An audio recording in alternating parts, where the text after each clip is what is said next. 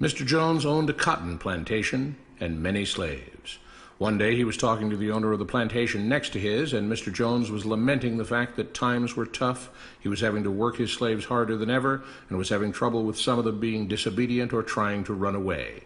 The other plantation owner said he knew someone who could help. Day 1. One day Mr. Jones called his slaves together so a man named Mr. Smith could talk to them.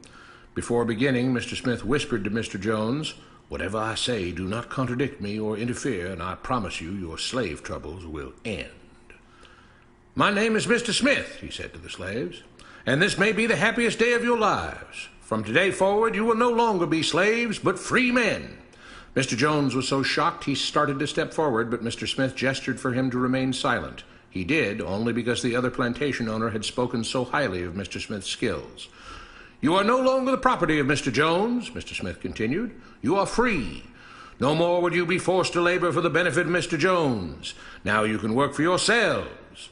Now the slaves were all murmuring and looking at each other. Many were smiling, many were looking puzzled. "In fact, you are now free to leave the plantation whenever you want," Mr. Smith said.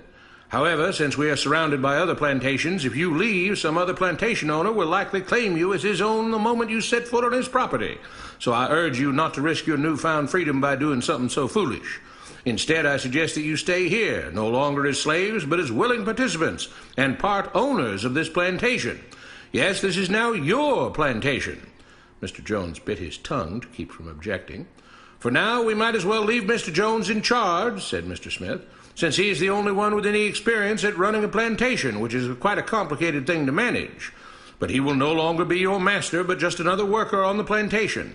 In fact, he will now be using his organizational and management skills to serve you. Whatever problems you may have had with him before, you are now all equals, and you need each other to make this work.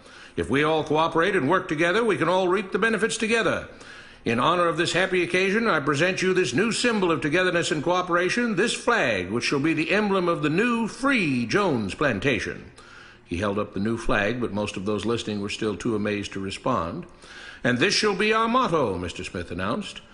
"We work together as free men for our mutual benefit, pledging our allegiance to the Jones plantation, which stands for prosperity, liberty, and justice for all. To celebrate, everyone has the rest of the day off. Enjoy your freedom, do as you please, and be back here tomorrow morning, bright and early, so that we may begin work on this great and noble new endeavor as equal free men." Finally convinced that Mr. Smith was serious, the former slaves applauded and cheered. Day 2.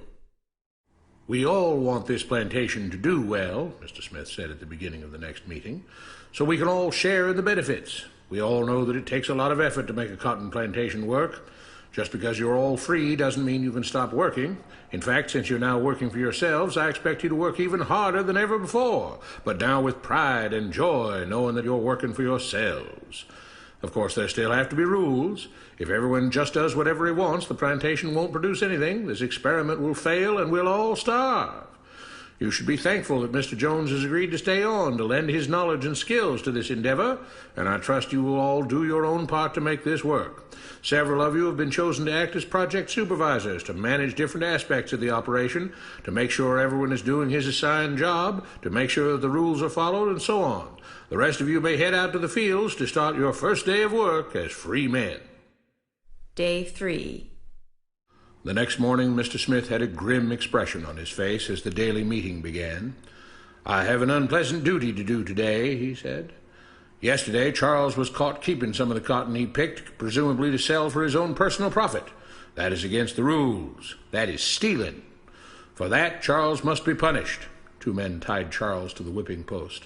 "I take no joy in this," Mr. Smith continued, "but you must understand, if we do not maintain order, if we do not have rules that we all abide by, then the plantation will fail, and we will all suffer." The whip cracked against Charles' back. "But if we all pitch in for the common good, then we can all prosper. Being free doesn't mean you should be selfish and greedy. We must each do our assigned duties and obey the rules, and then we can all benefit, and each of you will receive your appropriate share of the profits." A young man named Samuel stepped forward. "But if you and Mr. Jones decide the rules and whip us if we disobey, how is that any different from what we had before?" "How can you say that?" Mr. Smith asked. "I'm shocked. You were a slave before, and now you're free. Things still need to be managed and organized by those best qualified to do so. Do you know how to run a plantation, Samuel?" "Well, no," he answered. "But if we're free, why do we get no say in what the rules are and how things work?" "I'm surprised at your ingratitude," Mr. Smith answered. "None of you know how a plantation is run, so you're in no position to be making decisions about how things are done here. You don't seem to appreciate all the things that Mr. Jones provides for you, from protecting you from all the outside threats that you know nothing about, those who would come here, capture and enslave you if not for Mr. Jones' protection, to making sure that you all have food and housing, tools to work with, that you're cared for when sick and injured, and so on. There wouldn't be a plantation at all, no cotton to pick, no land to plant and harvest, if not for him. You should be grateful that he's made possible the level of comfort you now have. Your lives would be far worse if not for him. Nevertheless, as free and equal participants in this endeavor, from now on at each meeting, any worker may have 2 minutes to ask questions or voice suggestions or complaints." With that, the workers all seemed satisfied and headed out again to the fields to pick the cotton. Day 4. "I have a big announcement," Mr. Smith said as the daily meeting began. "Mr. Jones' cousin is here, and not just to visit and see how our project is coming along. It has been decided that from now on you will be deciding who will manage the plantation. Of course, this job can't be done by just anyone, but every 3 months we will have a special meeting at which all the workers will vote on whether we think Mr. Jones should run the plantation or whether we think his cousin, Mr. Johnson, should run the plantation. That means that ultimately you are in charge, because you will be deciding which man you want running things on your behalf. If you don't like the way things are being managed, you now have the power to change it." Amazed and pleased, the workers headed out again to the fields to pick the cotton. Days passed, months passed, a year passed, and the plantation continued to operate as before. Sometimes Mr. Jones was in charge, sometimes Mr. Johnson was in charge, but the day-to-day routine stayed exactly the same. The workers worked hard, long hours every day, and still had little to show for it. Every day the meeting would begin with them all reciting the Jones Plantation motto, "We work together as free men for our mutual benefit, pledging our allegiance to the Jones Plantation, which stands for prosperity, liberty, and justice for all." One day Mr. Smith announced, "Samuel is asked to say a few words this morning, and whatever the rest of us may think of his ideas and opinions, we are all free here, and that means we are all allowed to speak our minds.